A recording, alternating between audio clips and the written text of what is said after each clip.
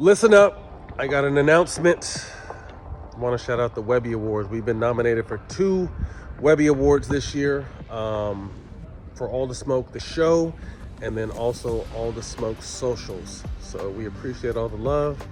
Stay tuned, man. We're just getting started. Welcome back to All the Smoke. Today we're taking a little different angle and approach with our conversation. Prolific businessman, philanthropist, climate advocate, and leader, and potentially, we will see, the next governor of California. Welcome to the show, Tom Steyer.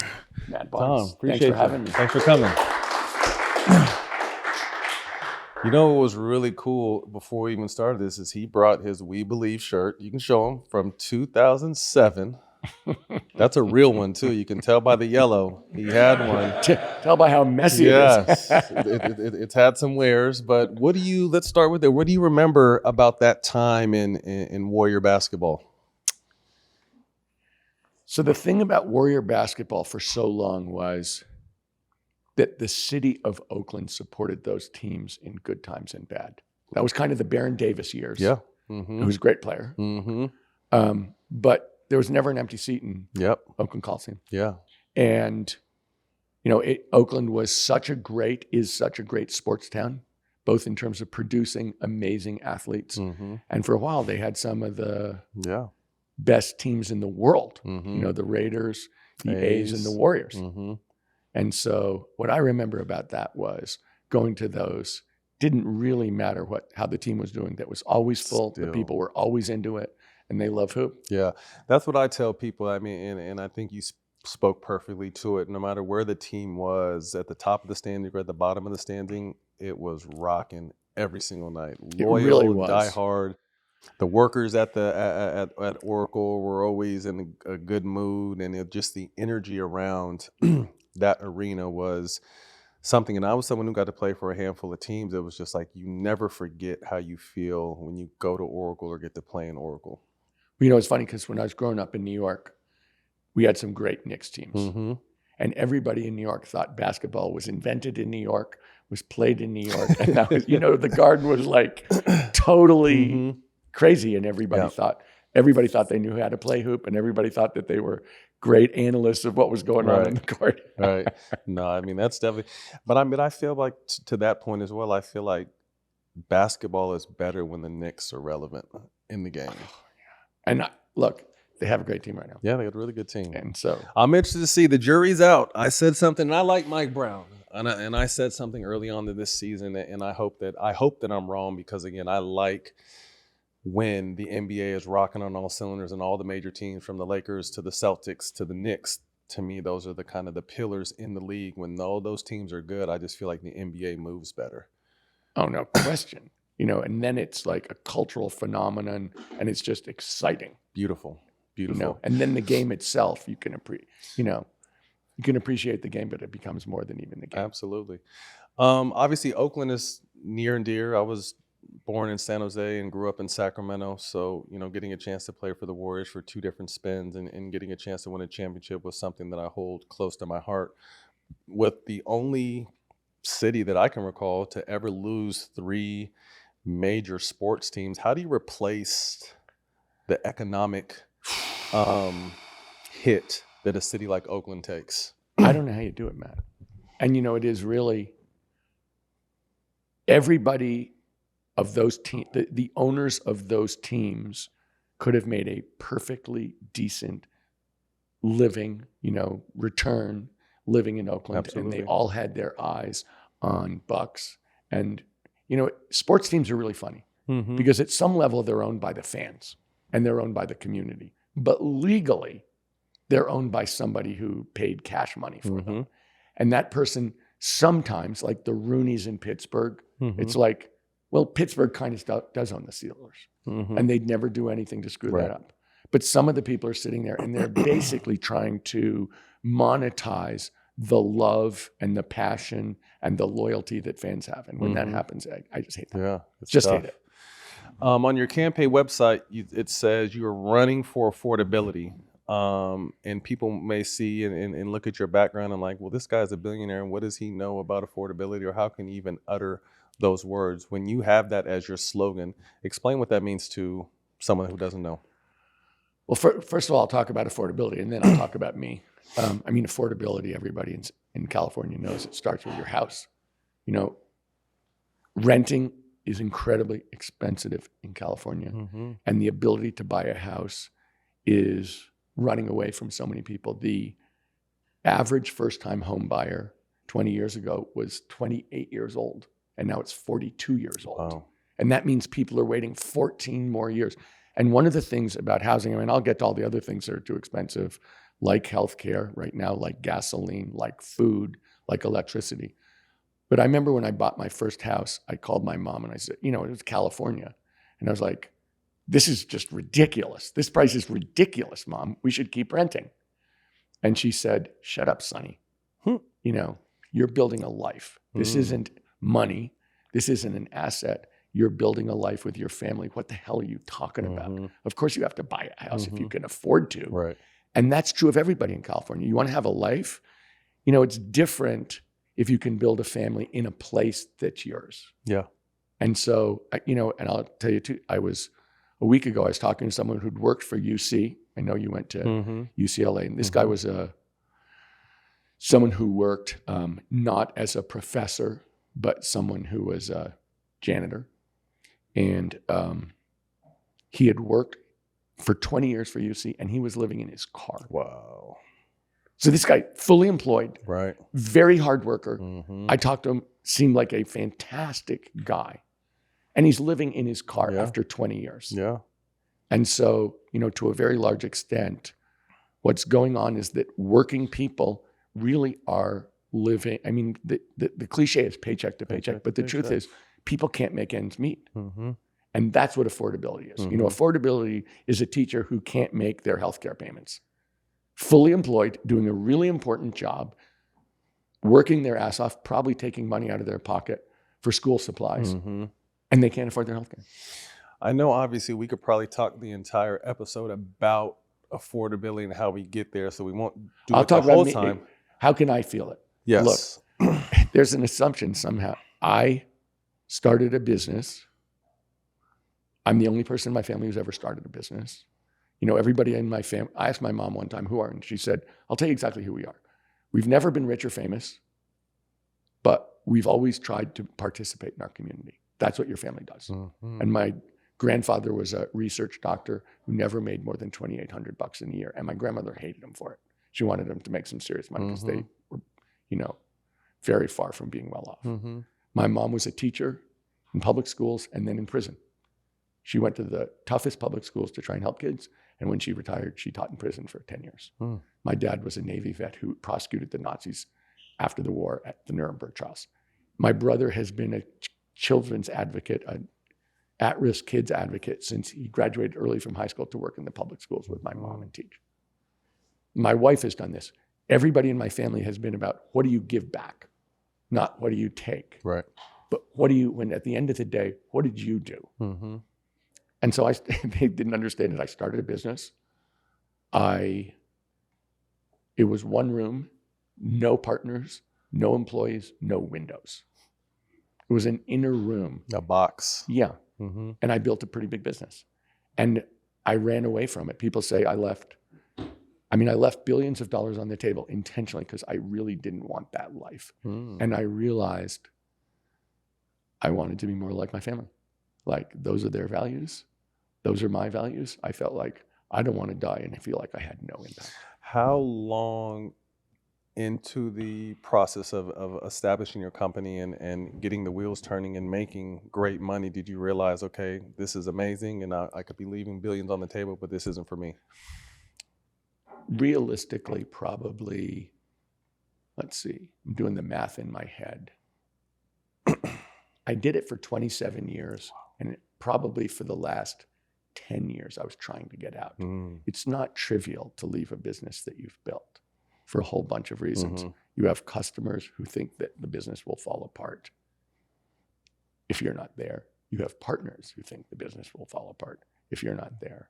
And you have people who are employees, all of whom were the people who paid for everything for their family. And I felt like I cannot screw up this business because all of the people who I've recruited, I'll be screwing. So if I don't do this, and it took me forever. And in the middle of it was the financial meltdown of 2008. Otherwise, I could have left a little earlier. What was the final day? What was it? Was it a build up, or was it? No, or was it just December, all of a sudden I'm done? December 31st, 2012. I basically said to my partners, like, in somewhere maybe June, I said, look, not one more day after that. I'm not going to stay one more day, and I'm gone. So you better be ready, and because I refuse to do this anymore. People of color have been under attack through this latest administration, and it's become a target of the Trump administration in particular. What is your message to the people who are just scared to live, come outside? I mean, we have ICE at airports now because we can't find funding for TSA. Like, people who are scared to just live, which is everyone's obligation and freedom to do. Well, my feeling about this, the way that everybody wins and the people win in this, the way that we overcome this, in my mind, is we channel the civil rights movement. And that's a movement. Right. With a vision of what was trying to be accomplished.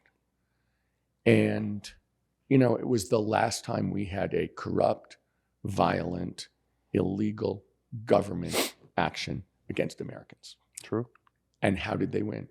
By basically showing, and I always say this, but it's true. Do you want to be on the side of the people who murder 4 little girls in church? Or do you want to be on the side of 4 little girls in church? Right. And that's kind of our point, has got to be, how can people feel safe? Yeah.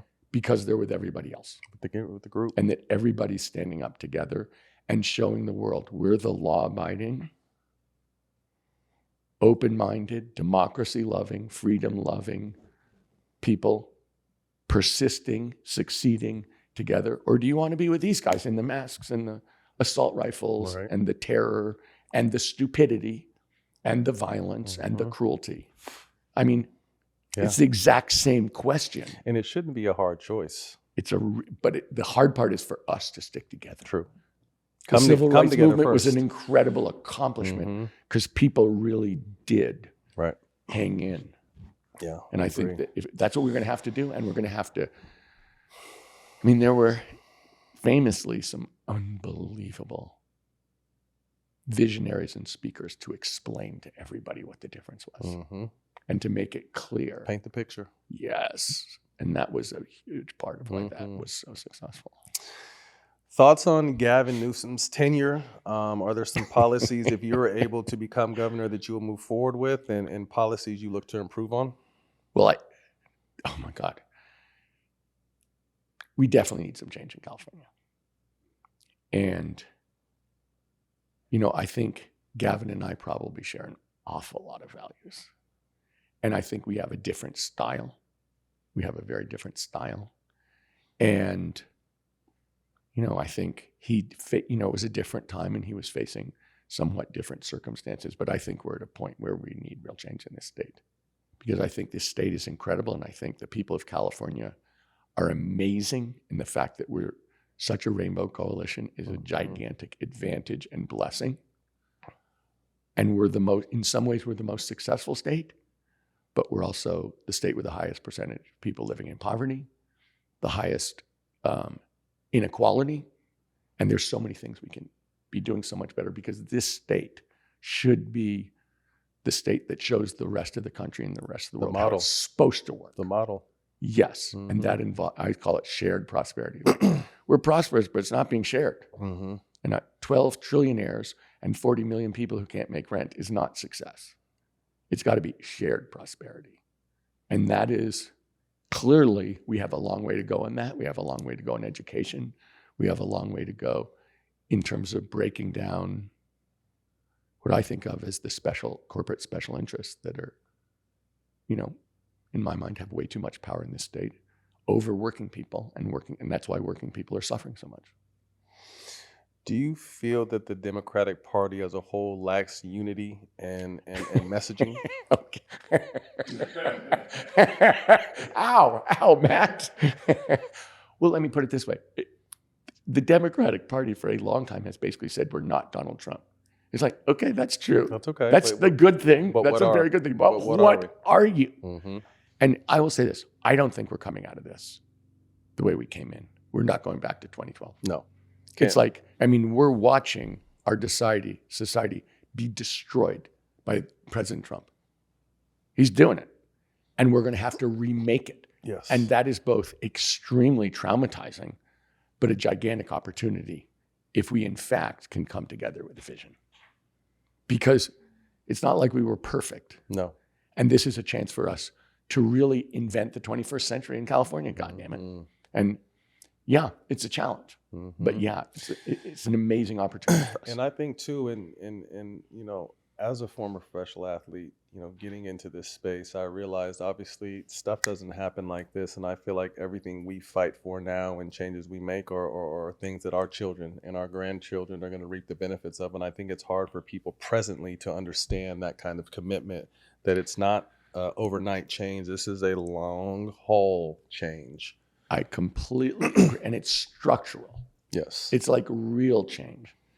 But, you know, I think, I always say to people, it's hard to convince people in California we're in a crisis because you're sitting outside on a beautiful day Right.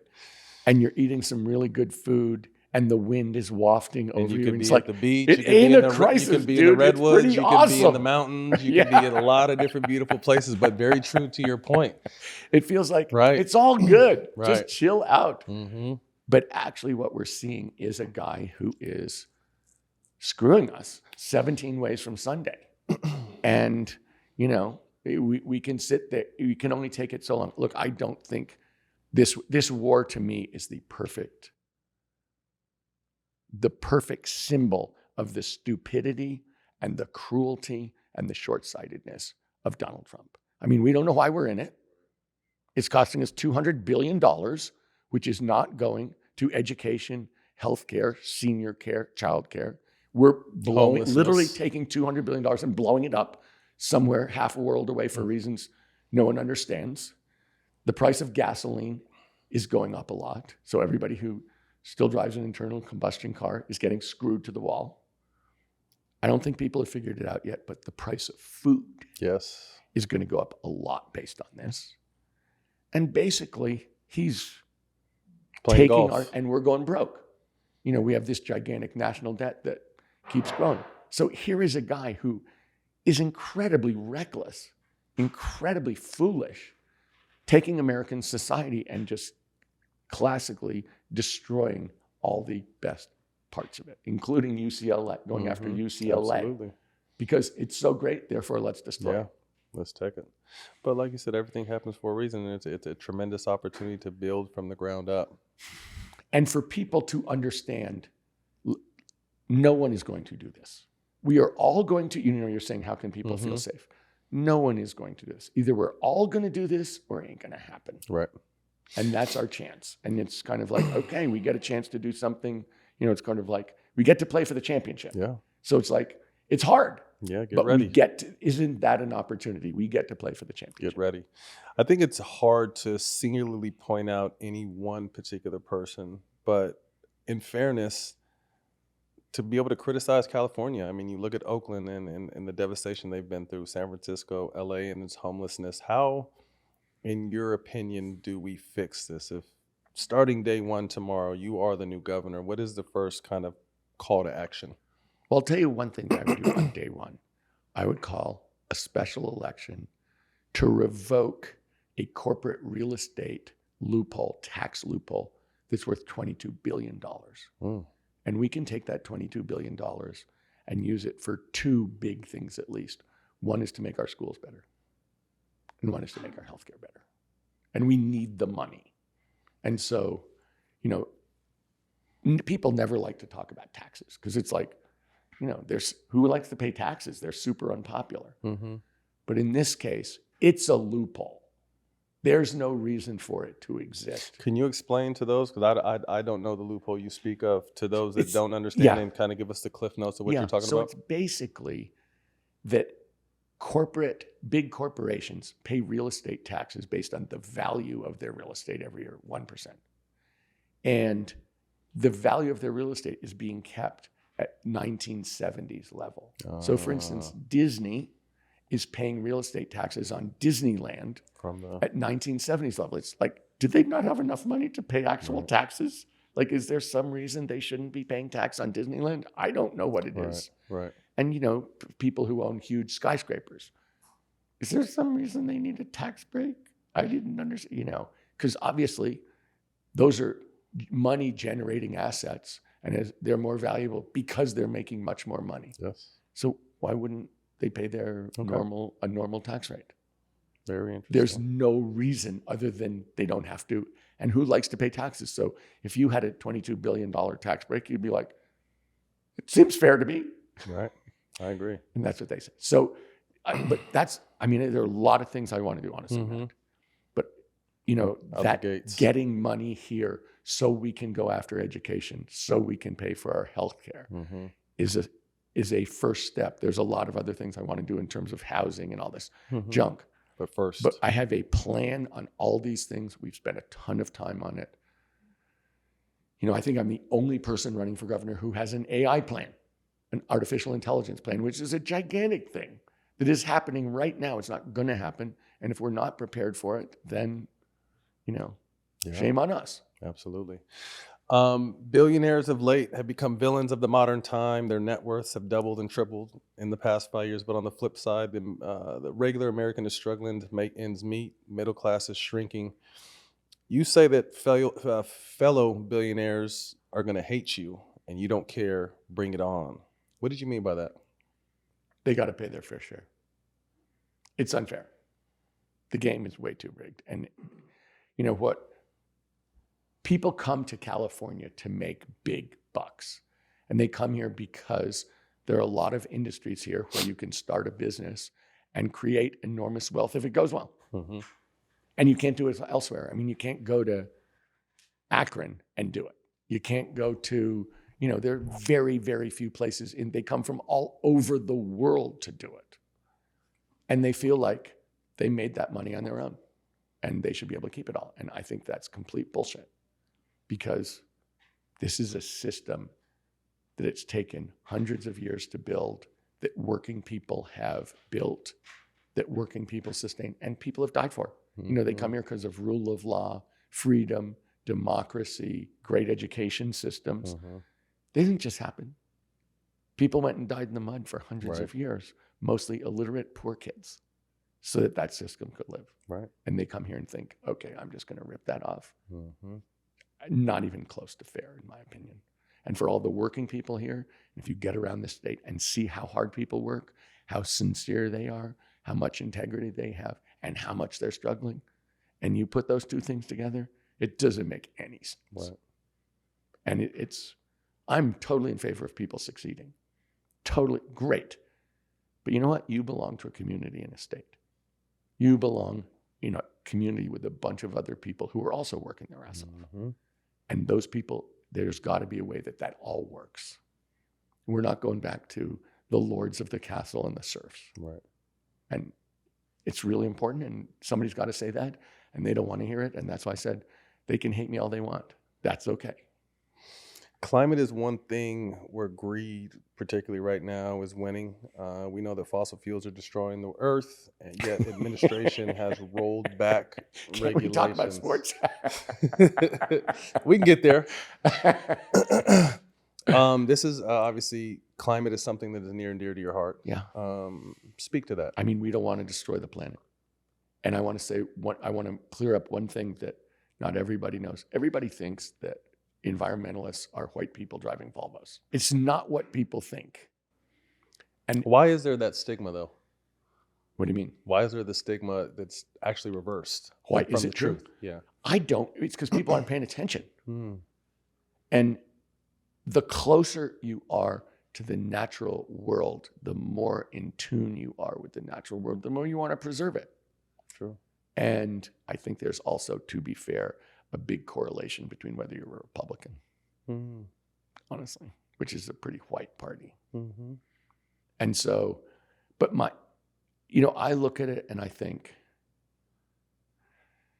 I just don't want to be part of the generation that ruins it for all the other generations. And I don't want to be one of those people who, there's a huge generational divide now in the United States with young people just so angry about getting screwed over. And I don't want to be one of the people who's sitting there selfishly screwing over young people, selfishly screwing over all the generations to come, and not stepping up. It's like, I just feel like we have an obligation to be responsible to the rest of the world. And why would we not take pride? One of my big things is when you're on a team, you take pride in doing things well. Absolutely. You do take pride in living up to the standards of the team and making those standards really high so you can excel. Don't we want to take pride in our state? Don't we want to take pride in what we accomplished? Don't we want to take pride, all of us, in what we show the world about our values and our integrity? I mean, we can do this. And the other thing that's great about it is fossil fuels are the most expensive way to do everything, not even including all the pollution associated with it. It's so much. This war is driving up oil prices. It's driving up heating prices. It's driving up food prices. And you know what? It's a great chance for everybody to change because it's way cheaper to be clean. People think it's sort of like, it's really expensive to do it that way. It's like bullshit, man. It is way cheaper.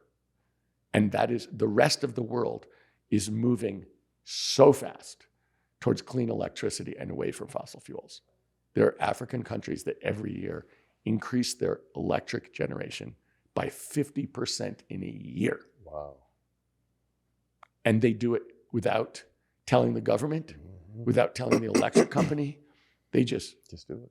Put solar panels on the top of their houses and light their houses and heat their houses, or probably cool their houses. Cool, yeah. But it's all over the world. Right. And it's happening. The price of clean electricity, of solar power and wind power is going, solar, wind go down 80% a decade. Fossil fuels get more expensive. So it's crossed over. For the rest of the world, why do you want to be in fossil fuels? Right. What is good about a really expensive thing where you're subject to the whims of a war all the time, and then everything goes bad? AI data centers are popping up pretty much everywhere. Most of the time, they're in poor minority communities. Utilities go up, health goes down. Why are minority neighborhoods paying more to get worse? So let's be clear. That is a gross, structural, racial injustice. That is crazy for that to happen. The companies building data centers are the richest companies in the world. There is no way it's fair for anyone's electricity prices to go up because they come into a neighborhood. There is, if you look at the history of pollution and toxicity in California and the United States, there's gigantic structural racism. They have always put the dirtiest roads, the dirtiest plants, all of the dirtiest manufacturing and industrial places in low-income Black and brown communities. And you can go, I remember going to Fresno 10 years ago, and a poor part of Fresno, 2 miles away from a well-to-do part of Fresno, had a 22-year lower life expectancy. Really? 22 years per 2 person. miles. Just 2 miles. Wow. And it's the roads, and it's the plants, and it's, the manufacturing. And it's, we went in there and people are just crying because it was so obvious and so gross. And it's been structural. And that's why when I talk about climate or the environment, I have a very straightforward plan of how to solve it. But there are only 4 rules. And one of the rules is everything has to include environmental justice at the get-go. If it doesn't, you've got to name it, you've got to analyze it, and you've got to intentionally redress it. Because it's been a structural injustice for as long as there's been a California. For so long. And so if you don't, I think that whole idea now we'll start afresh. That's ridiculous. We're going to start a race. You're going to start 50 yards ahead of me. It's like, that's not a fair race. Right. And so there's, when you look at that, and I didn't know that about data centers, but for the idea for that to be possible is just wrong. You said there's 4 rules. Give me the other 3. You just gave me one. Okay, here are the 4 rules. The polluter pays. Like, you want to pollute? Pay me. Pay for it. Like, you don't pollute for free. Mm-hmm. You know, you're going to dump stuff into the air, the water, or whatever. No. Pay for it. You're going to make the climate so hot that people lose their houses in Altadena and Pacific Palisades. Pay me. Polluter pays, environmental justice. We have the technology, deploy the shit out of it. It's here. Use it. It's cheaper.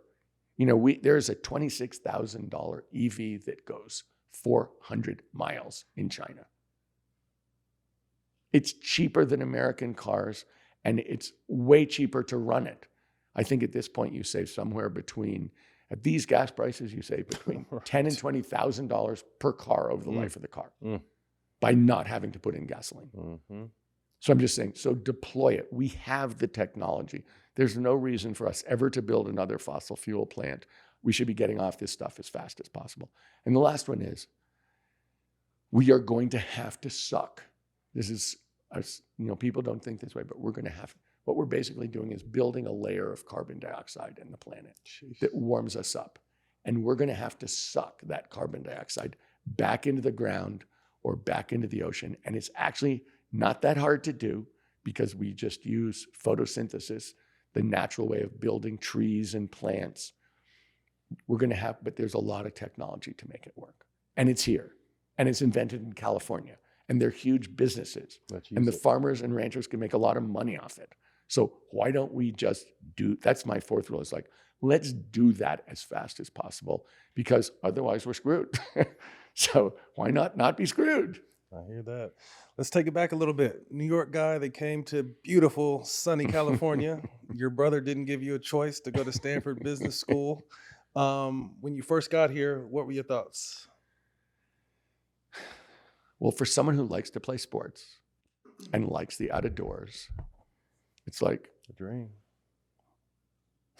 wow, this is great.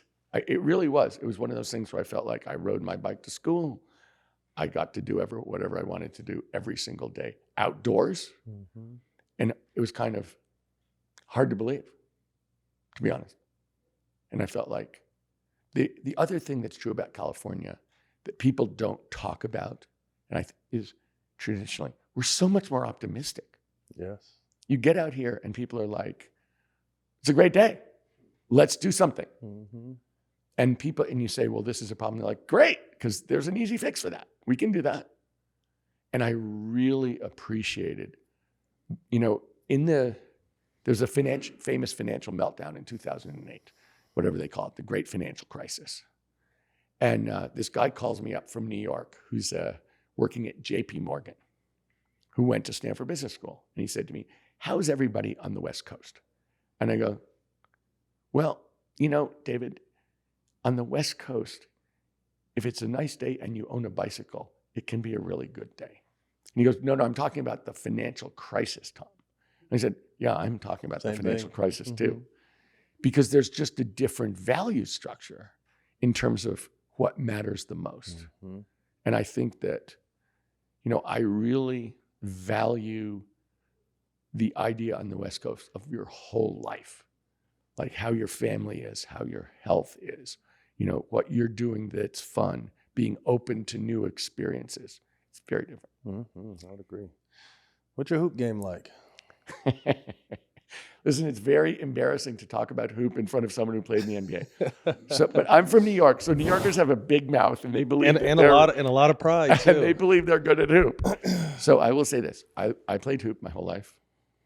I was the most valuable player on my high school basketball team, which had something like 250 boys in my senior class. So I like to play hoop. My freshman year in college, I played JV soccer, JV basketball, and JV tennis. Okay. And I thought, I can play all these sports at the D1 level.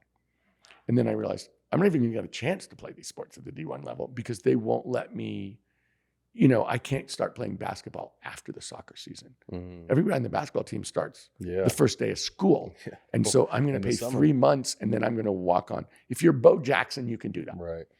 But it has to be, you walk on, you're so clearly the best person on the team. The They coach don't is have like, a choice. whatever you say, Bo, Right. that works for us. Right. I'm not Bo Jackson. Mm-hmm. So I felt like if I'm going to start on any of these teams, I got to choose one. And I chose soccer because I can play 10 positions. I can play 2 positions in hoop. The tennis team I didn't want to play on. So I played soccer my 4 years. I was captain of my college soccer team. Okay. I also love soccer. Okay. I love basketball and soccer. What was your best position in soccer? Do you know Offense or much about defense? soccer? Yeah. Okay, I played basically center back. Okay. And if you play center back, you get to play Mhm. quarterback, which means you can see the whole field. Yep. You can distribute to the whole. It's not quite like playing point guard because you're playing D. Mm-hmm. But when the ball moves, actually you are. So, and we had it so that I could run up. Okay. So you could really kind of play point. Both sides. And you could, Okay. What drove you to get involved in politics? You worked on a campaign in '83, supported Bill Bradley and John Kerry. What got you kind of going that direction? I feel as if we need a change. I feel like there are some real challenges for us. And I feel like every one of those challenges, just as I was saying about high oil prices, is a huge opportunity for us. Yeah. It's a huge opportunity if you know what you're doing and you can make it happen. But it's a real ass challenge. Yeah. And if you don't know what you're doing and you don't have a plan, then it's just a pain. Then you look like the president. Yes. Yeah. Well, he creates the problems. Yeah, but he's even worse. Doesn't know what he's doing, doesn't have a plan. You look like the president. We have a chance, but we really need, it's sort of like the civil rights movement, if you'll excuse my saying so. No. Like, how did that work? People were really organized. They were really smart. They were really disciplined, and they had a plan, and they stuck together and made it happen.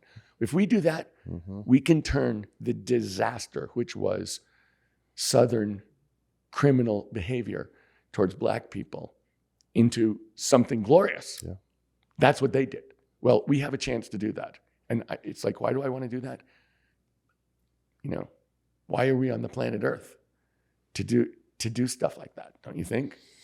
I agree. Make it better than when you left, or have it better when you left. Leave the campsite better than you found it. There you go. But it's really true. Yeah. To feel like we made our contribution. It's a link in a chain. One of my friends at his memorial service, someone stood up and said, he's proof that if you solve the problems during your life, you're not thinking big enough. And so we're a link in a chain. If we think we're going to solve justice, very great people have been working on justice. Their whole life. People are going to be working on justice. We better be working on justice. Do our part. In every one of these, people have been thinking about the natural world. People are going to be thinking about the natural world. In every one of these, it's a link in a chain, and we should make sure that we're not the weak link, that in fact we're a powerful, positive link. The state of media. The Ellisons and Trump are rolling up on everything. The independent outlets on social media, like what we do over here, and others. How can we fight back? They're monopolizing mainstream media, but I feel like now more than ever, independent outlets are as strong as they've ever been, and people are tuning into these individual outlets to get their daily source of information. How do we fight back? Well, you're probably smarter about this than I am, Matt. I mean, the way that I would think media, it traditionally was like these very straightforward channels. And then it was, then it was 500 straightforward channels. But now it's like whoever's interesting. And so the question is, are they buying the old stuff? And can we be the people who are making the interesting, true stuff so that people say, I'm not going to go listen to that jackass. I can go listen to Matt Barnes and I can find the truth in a fun way. And I'm going to do that. My kids I never watch TV news, ever. And my kids don't ever watch TV. Period, right? They get all of their news online. They get all their news from sources that they consider to be entertaining and funny. And, so the answer is, if we can be smart enough, we can kick their ass. But they are buying all of it. Of the straightforward media outlets. No question. And I saw that they got rid of CBS News Radio that's been working for 100 years. You know what? Too liberal. We should shut that down. And, Right. you know, they bought CNN. Mm-hmm. You know, they're going to, but CNN was only invented in like 1980 by Ted Turner. You know, Mm-hmm. we need a new Ted Turner. Matt, We're right here. but As long as you're my partner, we're good. we're in.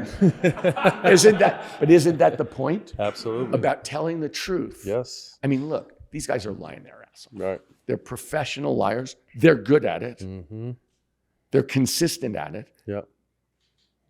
We have to make the truth, you know, Popular again. fun, Mhm. interesting, and right. Because I do think people are watching this. You know, the old saying, who are you going to believe, me or your lying eyes? Well, you know, it's like at this point, the price of gasoline is a thing. All of the bullshit they're pulling sucks.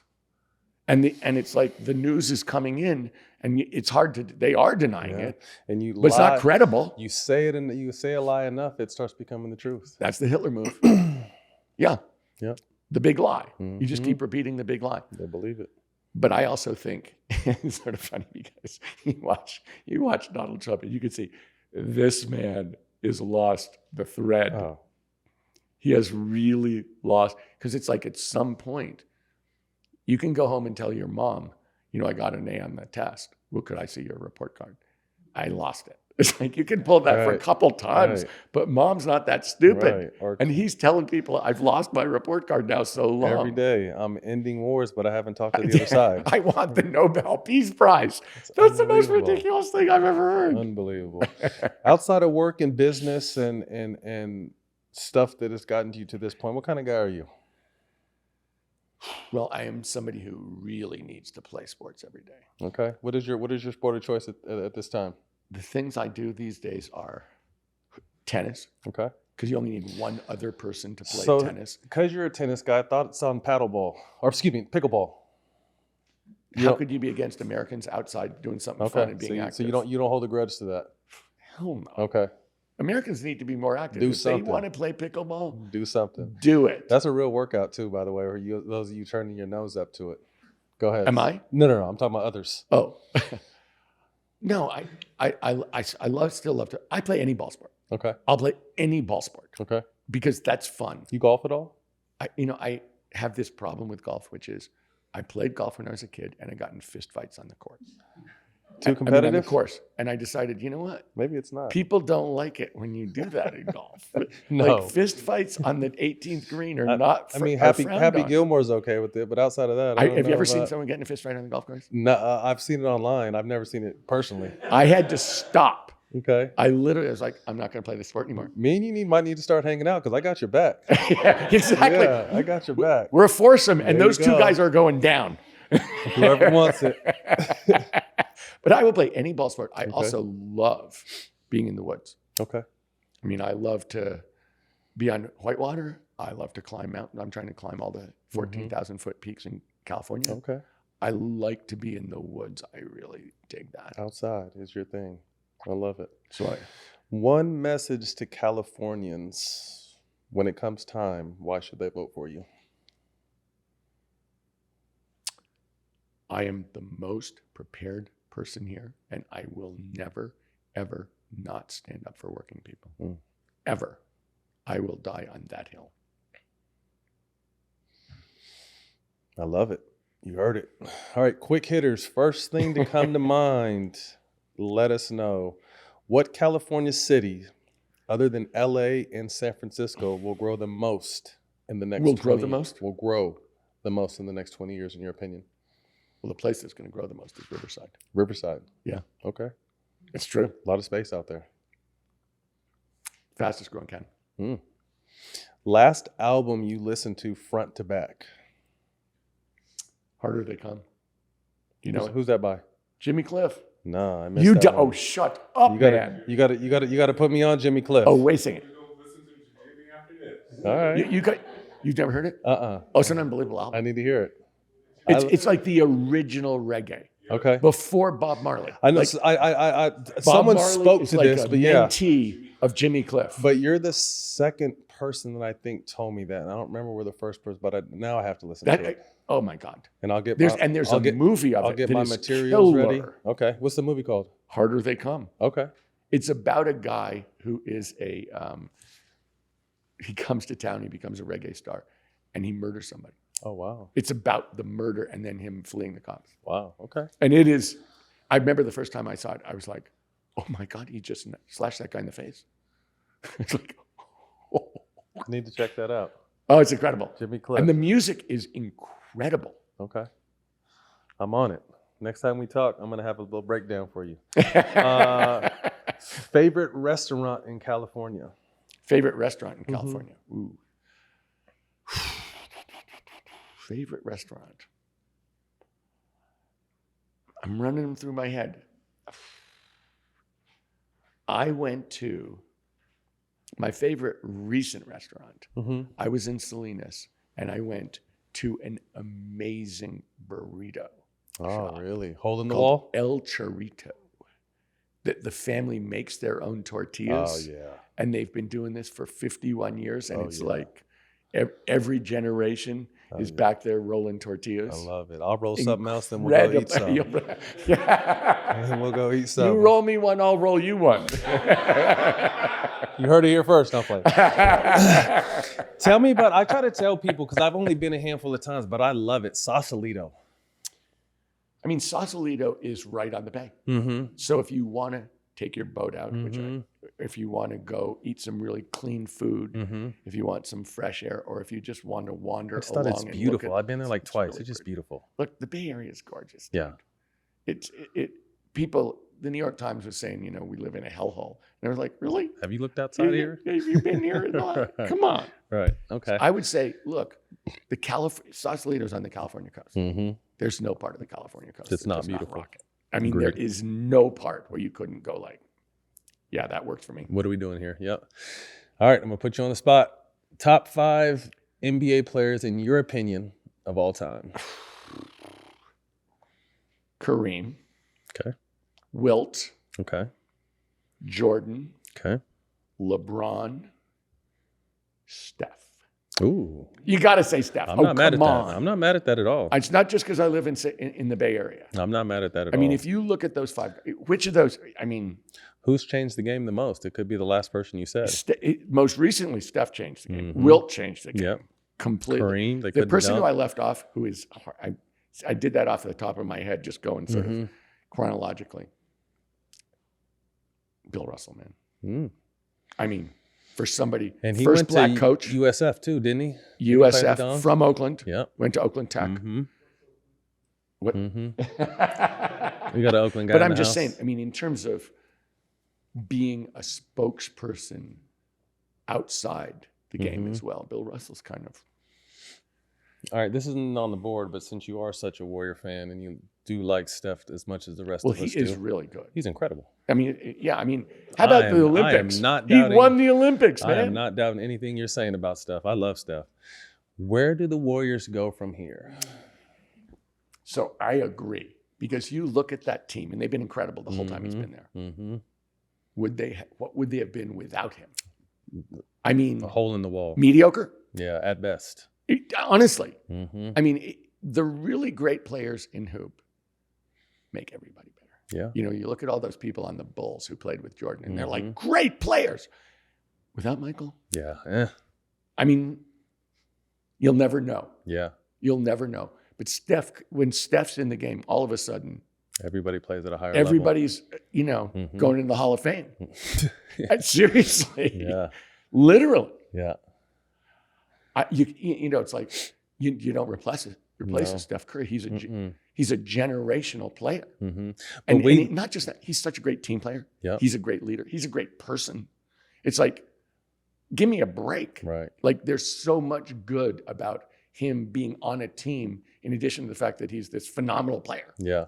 Well, we live in a society now in sports where the greats don't stay.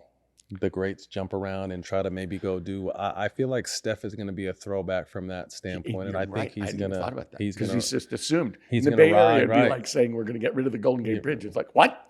That's stupid. Not possible, right? I mean, you see, Joe Montana left the Niners. You know what I mean? So you never think But stuff like that's the going to one happen. that's the heartbreaker for me as a Warriors fan, Kevin Durant. Oh, that was hard. If he stays with the Warriors, It's another 2 or 3 rings. like we do nothing but celebrate. Another 2 or 3 rings. Don't you easy. think? No question.